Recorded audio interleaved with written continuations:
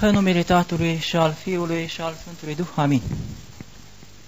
Iată, frați creștini, duminica aceasta voi vorbi despre un lucru foarte important, căutat astăzi de toată lumea, anume despre fericire. Toți oamenii la ora actuală își doresc să fie fericiți. Nu știu dacă am pune întrebarea aceasta în popor și dacă ar da cineva vreun răspuns să spună că ar vrea să fie nefericit. Fiecare dintre noi ar vrea să fie fericit și în această căutare după fericire omul a iscodit fel de lucruri care să poate să ușurează munca, să ușureze viața, care să poată să ducă la relații cât mai bune sociale între unii și alții. Unele lucruri pe care le-a făcut omul le-a făcut bune, pe altele le-a făcut rele, chiar foarte rele. Mi-aduc aminte un cuvânt a unui profesor universitar odată în care spunea, el făcuse doctoratul în Germania și îl întrebam care este, cauza care a determinat pe occidentali ca să progreseze atât de mult în materie, în cele materiale. Și a spus necredința lor, lipsa de Dumnezeu. Faptul că s-au îndepărtat de Dumnezeu îi face să-și pună nădejde la un moment dat în materie. Așa că acest progres putem spune că este cu două tăișuri. Atunci când duce la exces, atunci când duce, iată, când pornește din lipsa aceasta de Dumnezeu, este rău. Și vedem că multe rele a făcut omul la actuală. V-am spus eu și în alte predici despre ce a ajuns omul la actuală. Chiar ar vrea să fie și creator, dacă se poate să creeze alți oameni.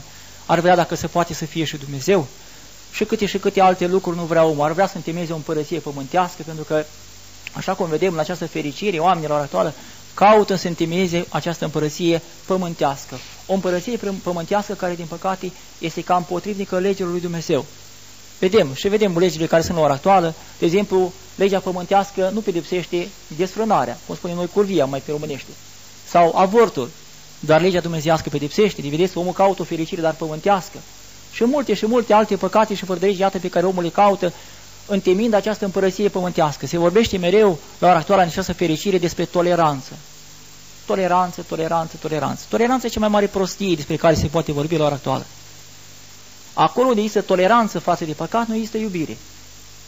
Nu există iubire, deci înseamnă că nu iubești pe cel de lângă tine dacă ești mulțumit așa cum este el. Faptul că este, să spunem, homosexual, sau faptul că este desfrânat, sau că este bețiv sau fumător, sau dacă ești tolerant față de lucrul acesta, înseamnă că nu-i dorești mântuirea aproapelui tău. Gândiți-vă bine în viața lui Irod și în viața Sfântului Ioan Botezătorul. Acest Sfânt Ioan Botezătorul îl mustra pe Irod pentru păcatul desfrânării. De ce îl mustra pe acest Irod? Așa, din dorința de a-l face de râs în fața lumii, din dorința aceasta de a-l compromite în fața mulțimilor. Oare aceasta era dorința Sfântului Ioan Botezătorul? Nu, sub nicio formă. Ioan Botezătorul îl mustra pentru că dorea îndreptarea lui. Deci, cel care nu iubește mustrarea și cel care nu mustră pe fratele său când îl vede căzut în groapă, acela nu iubește. Ci tolerează. El nu-și dă seama că tolerând acel păcat, tolerând acea cădere a lui, el de fapt tolerează ajungerea acelui suflet în muncile cele veșnice ale iadului. Și iată că Mântuitorul nostru Hristos, arătând că aici pe pământ nu putem avea decât doar fărâme din fericire. Nu putem avea fericirea aceea desăvârșită, pentru că nimeni pe acest pământ nu poate fi desăvârșit. Omul în permanență este în luptă cu păcatul. Putem spune că dacă ar putea fi fericire totală pe pământ, această fericire o poate avea numai sufletul acela neprihănit, care s-a îmbrăcat cu harul Duhului Sfânt, care s-a îmbrăcat cu haina botezului și o păstrează neîntinată, curată și fără de pată. Acel om, într-adevăr, este fericit. Așa cum mi-aduc aminte într-o istorioară, se spune că în Cipru, un episcop a vrut să facă rugăciune pentru ploaie și s-a rugat mult timp pentru ploaie, dar n-a vrut Dumnezeu să dea ploaie. Și la un moment dat un înger din cer a vorbit și a spus: Preasfințite, uite care este situația. Du-te la poarta cetății și acolo să stai la poartă, împreună cu soborul de preoți, și primul om care va vrea să intre în cetate, pe acela să-i spui să se roage pentru ploaie. Și pe acela eu o să-l ascult, dar pe celălalt nu o să vă ascult. Și a stat acolo cu soborul la poarta cetății până a venit primul trecător care vrea să intre în cetate. Acesta era un bătrânel, un om cu o sașnă de lemne în spate. Și atunci episcopul a venit la dânsul și a spus: stai puțin, frate dragă. El, bineînțeles, omul cu frică de Dumnezeu, a luat binecuvântare imediat de la episcop și după aceea i-a spus: ce doriți, preasfinția voastră? Roagă-te lui Dumnezeu pentru ca să ploaie. Și s-au așezat cu toții la rugăciune, s-a rugat acest bătrân pentru ploaie și a plouat, într-adevăr. L-a ascultat Dumnezeu așa după cum a fost porunca dumnezeiască. Și apoi după aceea episcopul a întrebat: spune-mi, bătrânule, cum îți petreci tu viața? Și i-a spus acest bătrân: iată cum îmi petrec viața. Eu în fiecare zi adun câte o sașnă de lemne, merg prin pădurile din prejurul acestui oraș, acestei cetăți. Și această sașnă de lemne o vând după aceea când vin în oraș și mi-au pe dânsa, abia mă ajunge mâncarea care am pe ziua respectivă. Spune, n-am nici casă, n-am nici masă, n-am pat, n-am nimic, ci că dorm prin biserici. Și atunci când este iarna sau când este frică, nu pot să merg în pădure ca să adun lemne, spune mulțumesc Bunului Dumnezeu și mă rog Bunului Dumnezeu cu gândul că va veni, iată, ziua în care să pot să merg, să culeg acele lemne, acele uscături, ca să pot să le vând, să am din nou mâncare. Și așa îmi petrec viața. Deci, vedeți, omul care este cu harul lui Dumnezeu, omul acesta îmbrăcat cu haina aceasta botez și o păstrează neîntinată, este fericit, chiar dacă nu are casă, chiar dacă nu are masă, chiar dacă este cerșător, sărac, chiar dacă trăiește de pe o zi pe alta. Pentru că vedem la oratoare în dorința aceasta de fericire, sunt foarte mulți bogați nenorociți. Sunt foarte mulți. Nu sunt fericiți deloc, dacă i-ați întreba. N-au timp nici de rugăciune, nici de post, nici de citit, n-au timp de nimic. Sunt în permanență într-o alergare continuă, până când auzi că a făcut un infarct și gata să termina cu fericirea lui care a avut-o. Sau de atâta fugă și alergătură, dă cu mașina într-un copac sau cine și ce altă întâmplare de această nefericită o are și iată se termină viața lui. Și este nefericit acel om, nefericit. Ba copiii o iau razna, ba se întâmplă că îl pradă hoții, ba îl invidiază oamenii și îl urăsc și îl disprețuiesc și așa mai departe. Vedeți, dumneavoastră, nu este fericire aici pe pământ. De aceea numai cel care aleargă în căile lui Dumnezeu, numai cel care păstrează legea cea dumnezeiască, acela poate fi fericit. Și Mântuitorul nostru Iisus, cum a spus, ne-a arătat în Evanghelia de astăzi, că fiind adunate aceste mulțimi care erau din Decapole, care erau din Galileea, din Iudeea, împrejurul său, s-a dus cu ele în munte și acolo a început a le vorbi. Arătându-ne Domnul nostru Iisus că, iată, pentru a putea fi fericiți, într-adevăr, trebuie să ieșim așa cum se roagă biserica noastră la fiecare Sfântă Liturghie, înainte de ieșirea preotului cu Sfintele Daruri, când spune toată grija cea lumească acum să o lepădăm. În momentul în care ieși din grija cea lumească, în momentul în care ieși din preocupările acestea pământești, nu care sunt normale, adică mai mult decât ceea ce este necesar, atunci devii fericit. Fie că ești sărac, fie că ești rob, fie că ești bolnav, fie că ești sănătos, fie că ești bogat și așa mai departe. Atunci ești fericit. De ce? Pentru că ești îmbrăcat cu harul lui Dumnezeu. De aceea Mântuitorul Iisus, iată, i-a scos de aici în munte, iată, arătându-ne că trebuie să ieșim din grijile acestea pământești, să ieșim din viața aceasta de zi cu zi, să călcăm cu legea cea dumnezeiască și în felul acesta, iată, vom fi cu adevărat fericiți. Și a început Mântuitorul nostru Hristos cu prima fericire spunând, fericiți cei săraci cu Duhul, că acelora este împărăția cerurilor. Și Sfântul Ioan Gură de Aur tălcuiește această fericire spunând în felul următor, că Domnul nostru Hristos fericește aici pe cei smeriți, dar nu pe cei smeriți de nevoie, ci pe cei smeriți de bunăvoie. Și citiți la Filipeni și veți vedea acolo ce spune Sfântul Apostol Pavel, că Dumnezeu, bogat fiind, s-a smerit pe sine chip de rob luând. Deci, iată, Dumnezeu, deși fiind bogat, deși era creatorul întregului univers, totuși s-a smerit pe sine, de bunăvoie. Așa cum vedem și când Sfântul Apostol Petru i-a spus, cruță-te pe mine, Doamne, să nu fii una ca aceasta, ce vrei cumva să pătimezi, să te jertfești, și a spus, treci înapoi la satană, că pentru aceasta am venit ca să mă jertfesc. Eu asta îmi doresc, ca să chinuiesc aici, ca să pătimesc, pentru ca să pot spărâma porțile iadului, să deschid porțile împărăției lui Dumnezeu. Pentru că altfel nu se poate. Deci, vedeți, a fi smerit de bunăvoie. Și ce înseamnă aceasta? Să ne gândim, cum adică să fim smeriți de bunăvoie? Deci, se întâmplă în societatea actuală când sunt unii oameni cu mai puțină știință. Au mai puțină știință. Aceștia sunt smeriți, să spunem, în felul, pentru neștiința lor, sunt smeriți de nevoie. Pentru că nu știu, nu pot mai mult. Dar alții, în schimb, înțelepți fiind și cu frică de Dumnezeu se fac nebuni. Așa cum vedem în viețile sine, găsim mulți nebuni pentru Hristos. De aceea, atunci când vestește Evanghelia, Mântuitorul nostru Iisus Hristos și toți Sfinții Ucenici și Apostoli, nu vestesc înțelepciunea lumii acestea. Și spune clar Apostolul Pavel la 1 Corinteni, capitolul 2. Noi nu vestim înțelepciunea lumii acestea, ci investim înțelepciunea cea de taină a lui Dumnezeu, care este de multe ori ascunsă înțelepților veacului acestea. Vedeți? Deci omul fiind bogat, de bunăvoie, iată, se smerește. Ce face mai... Și aici vine la smerenie. Te crezi mai rău decât altul, te crezi mai prost decât altul, te crezi mai din nimic decât altul și atunci nu te superi când te defaimă cineva, când te bajocorește cineva, când te înșosește cineva, când te mustră cineva, când pierzi ceva, iată, pentru că te consideri vrednic pentru a primi de la Dumnezeu toate aceste părguțe, cum spunem noi în popor, toate aceste necazuri și aceste ispite prin care te poți curăți de focul patimilor. Și atunci, iată, arată Domnul nostru Hristos că cei care sunt săraci, care sunt smeriți, de bună voie și nu de nevoie, aceștia, într-adevăr, așa cum vedem, vor câștiga împărăția lui Dumnezeu.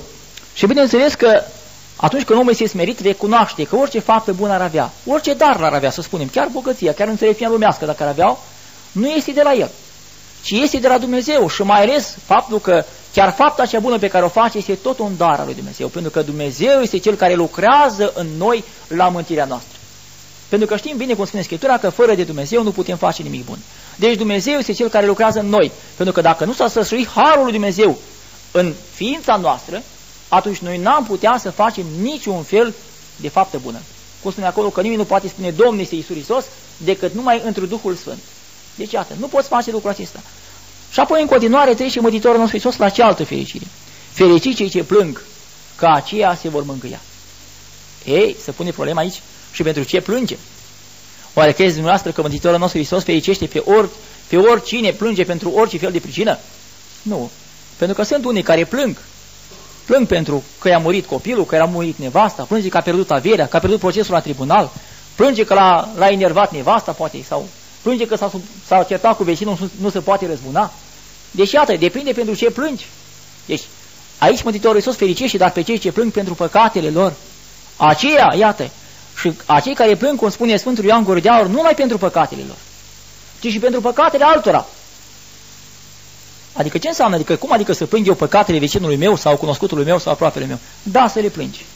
Să plângi atunci când vezi că vecinul tău trăiește necununat, sau când vezi că vecinul tău este în patima besiei sau cunoscutul tău sau aproapele tău, să plângi pentru păcatul său, rugând pe Dumnezeu ca să-i dăruiască vreme de pocăință.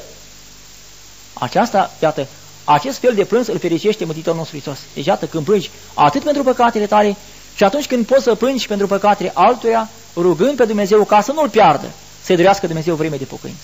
Vedeți? Aceasta este adevăratul plâns pe care trebuie să-l avem noi creștini. Restul sunt plânsuri aceștia firești, cum plânge mama după copil, copilul după mamă, când pleacă într-o călătorie, când se despart și așa mai departe, când moare soțul, soția. Sunt plânsuri firești, cum arată Părinte Cleopa Norocus prin înviere. Dar acesta este plânsul cel desăvârșit atunci când plângi, iată, când plângi la rugăciune pentru păcatele tale și când știi să plângi pentru păcatele aproapelui tău. Și cum am spus, iubiți credincioși, iată că în felul acesta trebuie să plângem. Ne aducem aminte din Pateric, din viețile Sfinților. Atâția mucenici și atâția cuvioși care au plâns până când au orbit pentru păcatele lor. Și spunea Sfântul Ioan Gură de Aur că ar fi bine dacă creștinul în viața aceasta pământească ar vărsa măcar atâtea lacrimi câtă apă a fost în cristință de la botez. Măcar atâtea lacrimi se verse în viața aceasta pământească pentru păcatele sale, pentru faptul că l-a întristat pe bunul Dumnezeu. Și iată trecem în continuare la fericirea cea de treia, spune că fericiți cei blânzi, că aceștia vor moșteni pământul. Deci iată, putem spune că arată Mântuitorul nostru Hristos această binefacere care se face de a moșteni pământul. Deși Domnul nostru Hristos ne-a spus clar că împărăția sa nu este din lumea aceasta, atunci ce folos avem noi să fim blânzi? Să moștenim pământul. Adică ce o să trăiesc? 80 de ani? O să mai trăiesc 10 în plus, nu? Nu niciun folos din aceasta. Dacă o să fac păcate, tot în iadul să mă duc. Dar nu se referă la aceasta Mântuitorul nostru Hristos. Se referă la o stăpânire aceasta pământească, așa cum caută să facă la oratoare Uniunea Europeană, știți? Ea să încearcă să caute, să facă o stăpânire din aceasta pământească, mă rog, un secretism religios, filozofic, mă rog, ideologic și așa mai departe. O amestecătură, un ghiveș din acesta, din care vorba Părintelor Arsenie Papacioc să iasă un mare nimic. Deci nu la aceasta se referă. Nu la această blândețe se referă. O blândețe care este aparentă. Pentru că nu putem fi blânzi cu păcatul, cum ne învață toți Sfinții noștri părinți. Deci, iată, așa cum vedem, trebuie să fim blânzi și cel blând, iată, este smerit cu inima. Omul care nu este smerit nu poate fi blând. Dar spune Domnul nostru Hristos undeva în Evanghelie că învățați de la mine că sunt blând și smerit cu inima.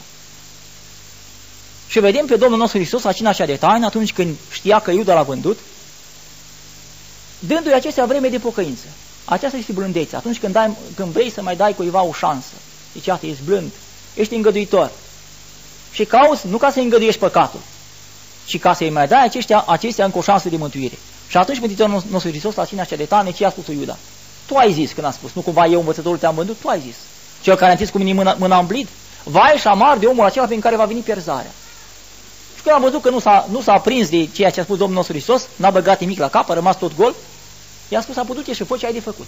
Dacă tot nu vrei să te lași de nebunia ta pe care ai făcut, să o recunoști, să te căiești pentru ceea ce ai făcut. Îl vedem pe Domnul nostru Hristos, iată, blând, în chipul acesta blând. Dar îl vedem și altă dată. După ce a intrat în Ierusalim, cu araiul acela mare, care a fost în care toți cântau Osana fiul lui David, bine este cuvântat cel ce vine în numele Domnului, îl vedem tot pe Domnul nostru Hristos când a văzut în timpul acei schimbători de bani. Și acei care vindeau porumbei și fel de fel de animale acolo în templu, luând un bici de ștreanguri și începând să lovească în stânga și în dreapta. Și spune că învățați de la mine că eu sunt blând și smerit cu inima. Cum adică blând și smerit cu inima și din coace dai cu biciul? Vedeți? Deci nu se poate. Deci nu se poate, iată, să fim blânzi față de păcat, cum am spus. Atunci, cum bată și Sfântul Ioan Gură de Aur, pe cel care îl știi că este predispus spre pocăință, fii blând cu el atunci când greșește și când păcătuiește. Dar pe cel care este îndărătnic și răutăcios, mustră-l cu o asprime, ca să nu cumva să îndrăznească, iată, de altă dată să mai facă respectivul păcat. Deci, vedeți, este vorba aici de dreapta socoteală spre care ne învață biserica noastră. Și bineînțeles că omul acesta care este blând, iată, se vede la nostru această blândețe prin faptul că rabdă ispite. Rabdă cu mare ușurință ispitele. De ce le rabdă ispitele și necazurile? Când îl bajocorește cineva, nu reacționează. Asta este blândețea.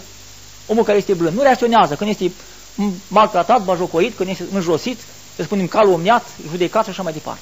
Pentru că el știe că acea ispită care vine asupra lui lucrează la răbdarea lui și totodată la mântuirea lui. Deci, iată, răbdând, cum spune Scriptura, cel care rabdă până la sfârșit, acela se va mântui. Deci, iată, omul felul acesta, de aceea, cel care este blând, iubește ispita. Nu fuge de ispită. Și nu se supără atunci când vine ispita asupra lui, ci caută pe toate căile ca ispita aceasta să o biruiască și în felul acesta, iată, să capăte plată de la bunul Dumnezeu. Și în continuare, iată, ne spune următoarea fericire: fericiți cei ce flămânzesc și însetoșează de dreptate, că aceia se vor sătura. Aceia se vor sătura. Și aici tot ne arată Sfântul Ioan Gură de Aur că este vorba despre setea aceea după Hristos. Este vorba despre o sete nesăturată. Deci, o saturație nesăturată. Adică ce înseamnă aceasta? Pe măsură ce ne împărtășim mai mult din învățătura Mântuitorului nostru Hristos, pe măsură ce ne împărtășim cu trupul Sfântului nostru Hristos, iată, ne săturăm cu această hrană duhovnicească, pe măsura aceea dorim din ce în ce mai mult, deci iată, ca nesăturați, ca din ce în ce mai mult, iată, să ne săturăm, iată, să ne împărtășim în această hrană duhovnicească cu care vine, iată, biserica către noi. Deci, iată, și este o diferență între dreptatea aceasta pământească și dreptatea aceea dumnezeiască. Pentru că mulți dintre noi căutăm, cum am spus și la început, dreptatea aceea pământească. Și v-am spus eu chiar la începutul predicii, cu dreptatea aceea pământească, sunt legi care anumite păcate nu le pedepsesc, dar care să nu ne amăgim, pentru că în fața dreptății cele dumnezeiești vor fi acestea cu toate sigur vor fi pedepsite. De aceea, așa cum vedem și la ora actuală, cu acest om al păcii, care a fost acest om al dreptății, care a murit acum, că Papa Ioan Paul al II-lea, care a încercat să creeze această dreptate, zisă o dreptate pământească, mă rog, făcând acest sincretism cu tot felul de religii, din dorința lui de putere pentru a fi el deasupra tuturor și așa mai departe. Iată care acestea sunt în conflict cu dreptatea cea dumnezească. Nu poți fi drept călcând legea cea dumnezească. Nu poți fi drept negând credința ta proprie sau, putem spune, abdicând de la anumite principii creștine, nu poți fi drept. Drept în fața oamenilor. Dar de ce spune atunci când Sfântul Ioan Botezătorul, iată, s-a zămisit, când s-a arătat Arhanghelul Gavril tatălui său Zaharia în timpul ce a spus? Acesta va fi mare înaintea lui Dumnezeu. Vedeți? Sunt foarte mulți oameni care sunt mari în fața lumii, dar puțini mari în fața lui Dumnezeu. La fel și aici sunt unii care par drepți în fața lumii, dar nu sunt drepți în fața lui Dumnezeu. Pentru că drept trebuie să fii după dreptatea aceea dumnezeiască. Nu poți fi în conflict cu Dumnezeu, iată, și să fii drept. Dar se vede la ora actuală că cei din Occident au creierul mult mai spălat și mai înapoiat față de noi, cei care suntem în răsărit, care am fost sub regimul comunist.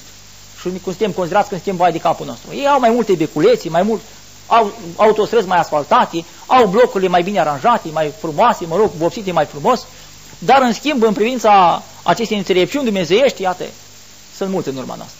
Sunt multe în urma noastră în privința aceasta. Pentru că nu înțeleg dreptatea cea dumnezească, să face confuzie între dreptatea cea dumnezească și dreptatea cea pământească. Apoi, încă un lucru foarte important, Domnul Hristos spune în continuare următoare fericire, iată, fericiți cei milostivi, că aceia se vor mirui. Atunci, pentru a fi milostivi, avem nevoie mai de toate de iubire, avem nevoie de dragoste. Și cel care este milostiv are o inimă largă, o inimă din aceasta care compătimește pe toți, gata de a sări în ajutorul tuturor. Și spune Mântuitorul nostru Hristos că cea mai mare milă pe care o putem face noi, și învață toți Sfinții Părinți, este rugăciunea care o facem pentru aproapele nostru. Cea mai mare milă care este să fie milă, pentru că vedem de multe ori, mă uitam chiar, odată mă duc aminte, eram la o mormântare și murise soția cuiva și foarte întristată era toată familia, pentru că a murit tânără, la o vârstă foarte tânără, dar numai eu știu cât am bătut-o la cap că să se spovedească, să împărtășească și a murit.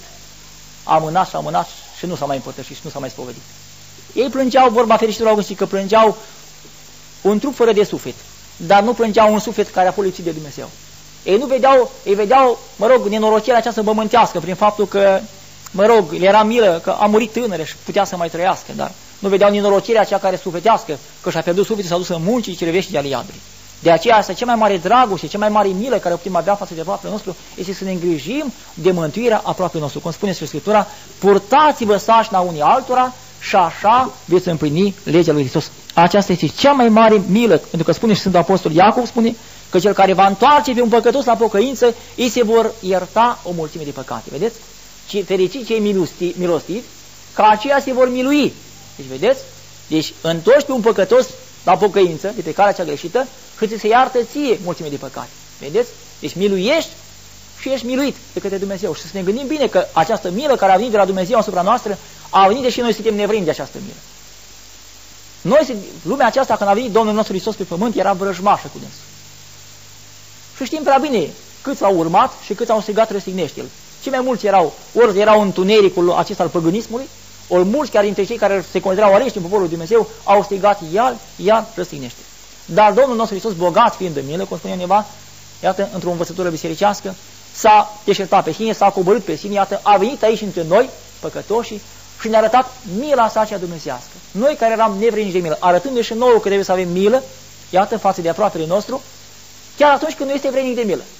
Chiar și atunci, iată, să fim milostivi față de aproape. Bineînțeles că nu numai față de cele sufletești, și față de cele trupești, dar mai ales față de cele sufletești.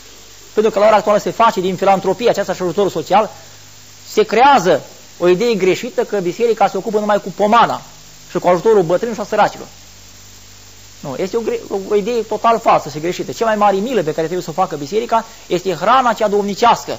Aici este să supunem societatea actuală la un proces de despătimire, la un proces acesta de curățire sufletească. Asta este cea mai mare milă pe care o putem face.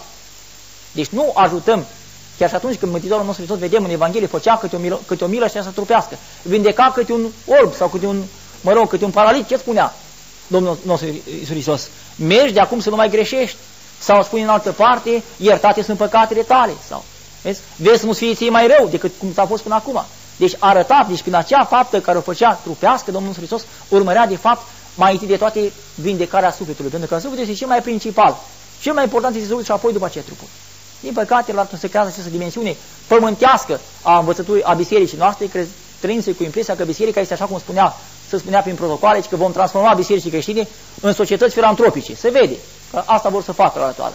Să creeze această idee, sacrificăm orice, și dogme, și credință, și învățătura Sfinților Părinți, și patristică, toate numai ca să ne ajute papa cu sute de mii de dolari sau nu știu care protestant, să putem face nu știu azil de bătrâni. Asta e egal cu zero în fața lui Dumnezeu. Deci, nu așa sacrificând învățătura de credință, ci din contra, căutând să promovăm învățătura de credință și să promovăm, iată, cum am spus, iertarea păcatelor și acest proces, iată, de curățire sufletească a societății. În felul acesta și apoi după aceea ne îngrijim și de trupul. Pentru că aceasta este adevărata dragoste și adevărata milă. Deci, iată, și cum am spus că și la început că Sfântul Ioan Botezătorul și-a arătat această milă față de Irod, prin mustrare. Mulți nu înțeleg de multe ori când este mustrat. Nu înțeleg când cineva îl atenționează pentru păcatul său. Crede că acesta face din ură sau din, pentru a-l înjosi, ci nu. Ci trebuie să se facă această mustrare pentru păcate din dragoste, din dorința ca cel care este în păcatul respectiv să se îndrepte pentru ca acesta să se mântuiască. De aceea, așa cum am spus la ora actuală, există această preocupare în societate de a fi acceptate anumite categorii sociale care n-ar trebui să fie acceptate. Deci, se vorbește mereu despre integrarea în societate a homosexualilor. Sau a, femeile astea, care sunt femei cu femei. Și câte alte prostii. Deci acei oameni se vede din capul locului că acei oameni, în primul rând, faptul că vor să fie acceptați așa cum sunt, pentru că ei sunt bolnavi. Noi nu trebuie să-i urâm, să-i disprețuim, ci trebuie să-i tratăm ca pe niște oameni bolnavi, pentru că sunt bolnavi și psihic, sunt bolnavi sufletește și sunt bolnavi și trupește apoi, acești oameni. Și trebuie să-i tratăm ca pe niște bolnavi. Faptul că se luptă la actuală și prin toate organizațiile care sunt și la noi în țară, din păcate, pentru că nu se vede, încă nu există, se vede din lumea intelectuală actuală, care nu prea este preocupată de duhovnicia cea adevărată și sănătoasă, cum se vede, nu se vede niciun fel de organizație care să fie preocupată de tratarea acestor oameni, de recuperarea lor, iată, din starea în care se află, aduși din nou la starea cea normală, de oameni normali, și să fie integrați în felul acesta în societate. Ci se caută să fie integrați așa cum sunt ei. Adică sau alții sunt travestiți și câți alți nebuni aceștia, psihopați care sunt în ora actuală. Deci, iată, să-i acceptăm așa cum sunt. Dar problema se pune în felul următor, acești oameni trebuie să pune altfel problema. Nu trebuie să-i acceptăm așa cum sunt, ci trebuie ca acești oameni să-i aducem la asemănarea cu Dumnezeu. Aici e problema. Deci nu să trăiască în păcat, pentru că acesta este scopul vieții noastre. Știm că Dumnezeu, când a creat la început pe Adam, l-a creat după chipul său. Spune la partea de 1, capitolul versetul 26. La versetul 27 spune, în continuare spune că la început a spus ca să fie după chipul și asemănarea și apoi doar după chipul lui Dumnezeu. Deci arătând faptul cum a fost creat după chipul lui Dumnezeu, dar are menirea aceasta de a ajunge la asemănarea cu Dumnezeu. Și nu poate ajunge omul cu aceste patimi și păcate la asemănarea cu Dumnezeu. Sunt nicio formă nu se poate. De aceea, iată, preocuparea ar trebui să fie în societatea actuală nu pentru a accepta anumite deviații și prostii, ci preocuparea ar trebui să fie pentru a-i despătimi pe acești oameni, iată, și pentru a integra sănătoși în societate, o societate sănătoasă, pentru că nu se va putea construi o societate sănătoasă fără oameni bolnavi psihic, sau cu oameni bolnavi psihic, și cu oameni aceștia, cu boli din acestea sufletești și trupești. Nu se poate. Nu se poate cu patimi și cu păcate din acestea să creezi o societate sănătoasă. Societatea va fi bolnavă, ba din contra, acceptând aceste lucruri, nu faci nimic altceva decât să săpi groapa societății actuale în care trăim. Să o faci din ce în ce mai rea, nici de cum din ce în ce mai bună. Și spune în continuare Domnul Hristos următoarea fericire, că fericiți cei curați cu inima, că aceia vor vedea pe Dumnezeu. Deci fericiți cei curați cu inima. Noi trăim cu impresia actuală că dacă n-am făcut cu tare și cu tare păcat, părinte, n-am omorât pe nimeni, n-am bătut, nu certat cu nimeni, n-am înjurat, n-am desfrânat, înseamnă că sunt curat cu inima. Nu este așa. Nu este așa. Sfântul Ioan Gurdeaul, când se referă la faptul de a fi curat cu inima, la ce se referă? La curăți și rădăcinile păcatelor. Asta se referă. Omul curat cu inima are un cuget curat. Mi-aduc aminte din Pateric, în care spune că un călugăr anume s-a dezbrăcat și a sărit în apă și s-a scăldat. Și acolo în apă erau niște fete dezbrăcate. Și după ce a ieșit din apă, l-a întrebat Părinte Său Duhovnic: ei, cum s-a fost acolo? Ce te-a gândit în apă? Și că eram așa ca o scândură uscată. Și cum este o scândură uscată? Adică el nu s-a gândit la nimic, nici nu l-a interesat cine este în apă. Deci asta. Sau vedem în Pateric mulți dintre sfinți care intrau în casele de prostituție.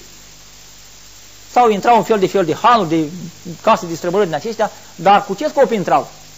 Intrau acolo în casă de desfrânare pentru ca să întoarcă la pocăință pe acele femei desfrânate. Și îi îmbrau, pentru că ei plăteau, ca și cum ar fi fost clienți acolo, plăteau la casele cele de străbălare, intrând acolo și ele se dezbrăcau, făceau fel de obscenități din acestea mizerabile în fața lor. Dar pentru ei erau ca o scândură uscată. N-a venit ca o mobilă. Ori era, Catrina sau cine cum o chema cea de gând, sau ori era o mobilă sau un scaun sau o masă, nu știu ce era. El nu urmărea altceva decât curăția Sfântului Său. Vedem din viața Sfântului Martinian.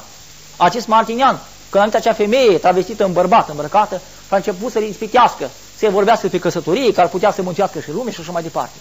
Ce a făcut Sfântul?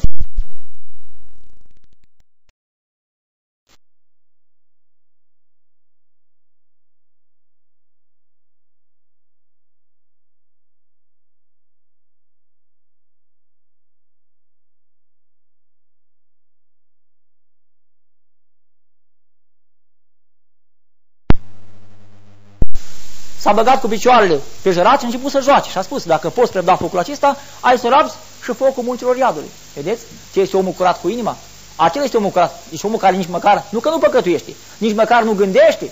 Pentru că de multe ori unele gânduri ascunse și clocind acolo în inima și în mintea noastră, că spune Domnul nostru Hristos, omul bun, din comara lui cea bună, scoate afară cele rele. Din comara lui cea rea scoate afară cele bune.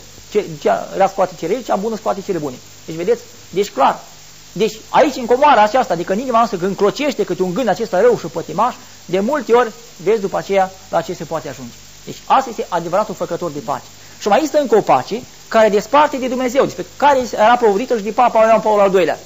El provodea pacea aceasta care despărtea de Dumnezeu. Că a căutat mereu și a îngenunchiat pe mulți dintre mă rog, chiar dintre ortodoxii noștri, ca să recunoască pe dânsul ca urmașa Sfântului Petru și ca să recunoască pe dânsul, mă rog, că ar face parte din ierarhia bisericească.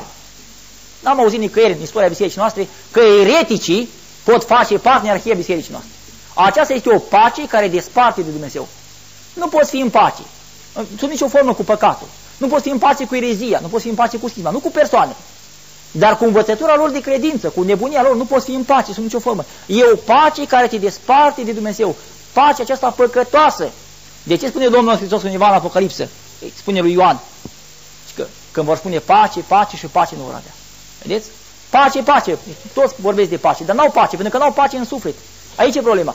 Și pace ai atunci când păzești legea așa dumnezească și atunci când prin rugăciunea minții îți curățești, pentru că atunci când practici rugăciunea minții, îți curățești atât de bine mintea ta, încât în permanență te gândești numai că la starea ta păcătoasă, care devine o stare permanentă, o gândire permanentă la starea ta păcătoasă în care te afli, și aceasta cu timpul, iată, te duce la această bucurie domnicească. Altfel nu se poate vorbi de pace. Ce fel de pace este aceasta? Pace. Nu știu, pacea aceasta e o pace în aceasta pământească, lumească, care nu are niciun fel de valoare în fața lui Dumnezeu. Pentru că spune undeva în Evanghelie Domnul nostru Hristos că n-a venit să aduc pace pe pământ, ci sabie. Vedeți? Deși este Evanghelia păcii numită. Dar totul spune și că n-a venit să aduc pace, ci sabie. Adică cum adică?